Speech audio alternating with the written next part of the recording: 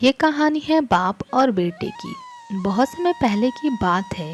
एक नगर में रामू नाम का व्यापारी रहता था, जो कि बहुत ही कंजूस और चालाक किस्म का इंसान था।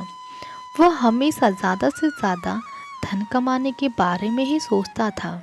इसीलिए ज़्यादा से ज़्यादा धन के लिए वह सारे उपाय लगाता था, जिससे कि उसकी आमदनी ज़्यादा से ज़्यादा हो सके।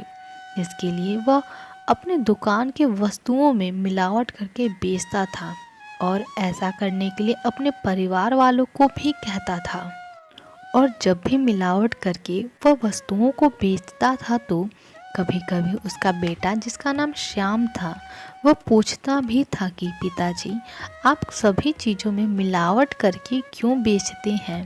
तो रामू कहता था कि यदि वह लोगों को शुद्ध चीज़ें बेचेगा तो ज़्यादा शुद्ध चीज़ों से लोगों को नुकसान हो सकता है और सेहत भी बिगड़ सकती है। शुद्ध चीज़ें लोगों के स्वास्थ्य के लिए हानिकारक होता है, इसीलिए लोगों की सेहत का ख्याल करके वह मिलावट करके चीज़ों को बेचता था और इस तरह अपने बेटे और अपने परिवार वालों को भी ऐसा करने के लिए प्रोत्साहित करता था। और तो मिलावट का काम अपने बेटे श्याम को भी सिखा दिया था, जिससे अक्सर उसके दुकान में लोगों के मिलावट की शिकायतें भी आती रहती थी, जिससे श्याम सोच में पड़ जाता था कि पिताजी तो शुद्ध चीज़ों खाने से सेहत के लिए हानिकारक है, लेकिन उसका उल्टा लोग शिकायत ही करने आते हैं। और वो अक्सर देखता था कि पिताजी घर के लिए जो वस्तुएं निकालते थे उसमें तो कोई मिलावट नहीं करते थे, जिससे श्याम चुपके से घर के वस्तुओं में भी मिलावट कर देता था, जिससे यह बात किसी को पता नहीं चलता था। लेकिन रामू जब खाना खाने बैठता था तो उसको यह एहसास ज़रूर हो जाता था कि घर के खाने के वस्तुओं में मिलावट हुई है, लेकिन खुद पर विश्वास होने के कारण रामू मिलावट की बात किसी से नहीं कह पाता था।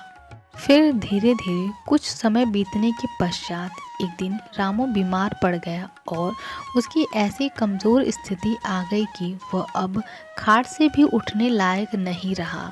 इसीलिए अब उसे खाट में पड़े ही भोजन और दूध पीकर जीवन गुजारना पड़ रहा था। और इस तरह दूध, भोजन आदि श्याम अपने पिताजी को दिया करता था। उसे ख्याल आता था कि पिताजी ने कहा है कि शुद्ध चीज़ें खाने पर बीमार पड़ सकते हैं, इसीलिए वह जब भी दूध आदि देता था तो शुद्धता होने वाले नुकसान का ध्यान में रखते हुए वह आधा दूध खुद पीकर बाकी दूध में पानी मिलाकर पिताजी को दिया करता था, जिस कारण से रामू को भी आभास होता था कि दूध में पानी की मिलावट है, लेकिन घर का दूध होने के कारण उसे मिलावट होने की स्थिति पर शक नहीं होता था। लेकिन उसकी दिन प्रतिदिन कमजोरी बढ़ती ही रही थी, तो उसे शक होने लगा था कि हो ना हो दूध में मिलावट ज़रूर हो रहा है। तो इसी बात का पता लगाने के लिए एक दिन चुपके से अपने श्याम पर ध्यान देने लगा तो देखा कि उसका बेटा दूध लाने से पहले खुद ही आधा दूध पीकर बाकी में पानी मिलाकर ला रहा है। रामू यह स्थिति देखकर दंग रह गया था। उसे अपने बेटे को ऐसा करते हुए देखकर विश्वास नहीं हो रहा था, लेकिन फिर भी हैरान था।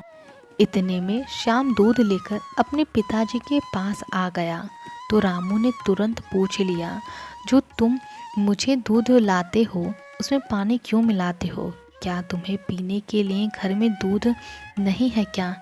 पिताजी से यह प्रश्न सुनकर श्याम बोला, पिताजी, आप ही तो कहते हैं कि शुद्ध खाने पीने से सेहत के लिए हानिकारक होता है, इसका बुरा असर होता है, इसीलिए माँ तो दूध में पानी नहीं मिलाती है, लेकिन मैं आपके सेहत के सुधार के लिए दूध में पानी मिलाकर देता था ताकि आपकी सेहत पर शुद्ध दूध से कोई नुकसान नहीं पहुँचे, जिस कारण से आपकी बीमारी और भी ना बढ़ जाए, इसीलिए मैं ऐसा करता हूँ।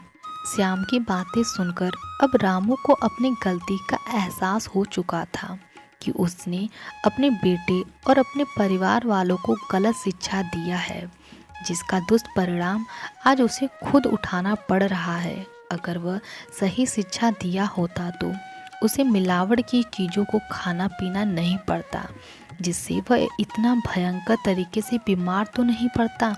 लेकिन अब क्या, अब तो देर हो चुकी थी। होना था जो वो हो चुका था। अब तो सिर्फ पछतावे और गलती को सुधार कर सही तरीके से जीवन व्यतीत किया जा सकता था। इसके बाद रामू ने प्रण लिया कि वह अब कभी धन के लिए ऐसा गलत काम नहीं करेगा और मिलावट का काम छोड़ देगा। और इस तरह रामू अपने परिवार वालों को भी अपनी सारी गलती बता दिया और आगे से सबको अच्छाई की राह पर चलने की सीख देने लगा। इस तरह रामू खुद को अच्छाई करने का शिक्षा दे दिया था। कहानी से सीख, इस कहानी से यही पता चलता है कि रामू ने जो गलत रास्ता अपनाया था उसका बुरा असर खुद की बिगड़े सेहत और बीमारी के रूप में मिल चुका था। फिर उसने अपनी गलती का पश्चाताप करते हुए कभी भी मिलावट न करने की शिक्षा पा चुका था और इस सही शिक्षा को अपने परिवार वालों को भी दिया। इस तरह इस कहानी से यही शिक्षा मिलती है कि हमें धन कमाने के लिए कभी भी गलत मार्ग का सहारा नहीं लेना चाहिए और कभी भी लोगों को धोखा नहीं देना चाहिए, क्योंकि अगर हम किसी के साथ छल कपट करते हैं तो निश्चित है कि ऐसा छल कपट धोखा आपके साथ भी हो सकता है। इसीलिए हमें अपने आने वाली पीढ़ी को हमेशा सही कार्य करने की शिक्षा देनी चाहिए, जिसका परिणाम भी आगे चलकर सुखद देखने को मिल सकते हैं और बुरे काम का हमेशा बुरा ही नतीजा निकलता है। कहानी पसंद आई हो तो कमेंट में नेक्स्ट स्टोरी ज़रूर लिखें। हर हर महादेव, जय महादेव।